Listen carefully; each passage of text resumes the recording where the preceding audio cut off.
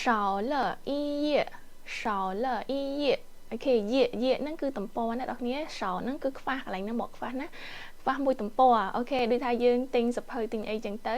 ស្រាប់តែបើកសភៅទៅបាត់តំពរនេះមួយខ្វះមួយតំពរអូខេរួចបាត់ទៅណាជួនកាលអ្នកដែល copy សភៅហ្នឹងគាត់អាចcopy ចេញមកវាបាត់អីចឹងណាជ្រុះបាត់មួយស្លឹកអីចឹងទៅក៏វាធ្វើឲ្យបាត់មួយតំពរនៃសភៅហ្នឹងទៅអញ្ចឹងគេថាបងអើយចាប់ហើយអ្នកសោលៃយអូខេតោះណាបងប្អូនងាយស្រួលណាពាក្យថ្មីច្រើនណាដែលយើងបរៀនតាមវីដេអូហ្នឹងណាអូខេតើឥឡូវចូលប្រយោគទី2របស់យើង我现在就过去我现在就过去បងប្អូនមើលមកលឺអានណាវាមានមាត់ស្រួចអូខេមកធម្មតាដល់គ្នាកុំខ្មាស់អីក្នុងការរៀនណា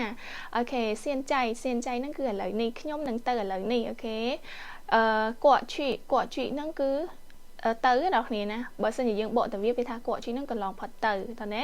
ពេលខ្លះរឿងខ្លះវាគាត់ឈីហើយយើងមកយកចៃធីលអូខេយោសៀសឺឈី已经过去了不要再提了អូខេមានរឿងខ្លះវាកន្លងហួសហើយកុំរំលឹកវាទៀតអាហ្នឹងយើងប្រើ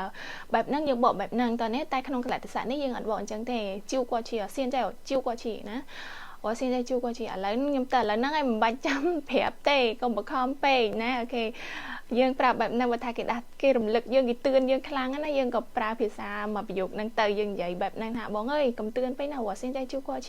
មួយទៀតលក្ខណៈចែកគេខមកមានរឿងបញ្ញាប់ខ្លាំងណាដល់ពេលហើយអត់មានណាគេជួយដោះស្រាយទេដល់ពេលអញ្ចឹងមានតែយើងចេញមុខអញ្ចឹងយើងថាអត់អីអញ្ចឹងខ្ញុំទៅឥឡូវហ្នឹងហើយយើងនិយាយបែបហ្នឹងណា我现在就过去តោះនេះបងប្អូនតើប្រយោគទី3របស់យើងណា我非常喜欢滑水我非常喜欢滑水 OK 滑水ហ្នឹងគឺជីស្គីបងប្អូន非常ហ្នឹងគឺក្រៃលែងខ្ញុំចូលចិត្តជីស្គីខ្លាំងណាស់យើងចង់បកក្រៃលែងក៏បានដែរបងប្អូនណាកន្លែងហ្នឹងយើងខ្លាំងណាស់ក៏បានក្រៃលែងក៏បានអូខេស៊ីហ៊ွန်ហ្នឹងចូលចិត្តអូខេបើថា滑水ហ្នឹងបងប្អូនអាចដោះដូរបានណាអត់មានជាបញ្ហាទេយកវាកបត់ចោលទៅដាក់ពាក្យស្អីក៏បានដែរថាចូលចិត្តជិះឡានអូខេចូលចិត្តជិះយន្តហោះចូលចិត្តជិះស្អីក៏បានដែរអញ្ចឹងកន្លែងហ្នឹងគឺងាយស្រួលទេណាបងប្អូនបើសិនជាអត់តន់ចូលមើលម្ដងទៀតណាប្រយោគមួយនេះរៀងពិបាកអានតិចតែបងប្អូនអានហើយអានទៀតដើម្បីធ្វើឲ្យការសម្លេងរបស់យើងនឹងវាកាន់តែច្បាស់ណាអូខេវ៉ាហ្វេឆាងស៊ីហ៊ွန်ឈឺអញ្ចឹងទៅខ្ញុំចូលចិត្តញ៉ាំខ្លាំងណាស់អញ្ចឹងមកយើងដូរចេញណាអូខេតែប្រយោគនេះគឺហွာស្រីណាគឺជាស្គីតើណាតើប្រយោគទី4របស់យើងចុងក្រោយណា他刚满12岁他刚满12岁អូខេកាំងម៉ានហ្នឹងទើបតែពេញទើបតែគ្រប់នាងទើបតែគ្រប់អាយុ12ឆ្នាំមកដល់គ្នាកន្លែងហ្នឹងយើងអត់បកថាពេញទេយើងដឹងថាម៉ានហ្នឹងគឺពេញដល់គ្នាពេញលេញអូខេតែកន្លែងហ្នឹងយើងបកថាគ្រប់អូខេកាំងហ្នឹងកាំងម៉ានហ្នឹងគឺទើបតែគ្រប់12ឆ្នាំមើលថាគាត់អាយុម៉ានហើយយើងថាទៅចូល12ឆ្នាំទៅគ្រប់12ឆ្នាំហ្នឹងហើយ12ឆ្នាំហ្នឹងអ្នកនរដោះដូរបានគ្រប់30ឆ្នាំ40ឆ្នាំអីចឹងទៅអត់មានណាគេនិយាយចឹងឯង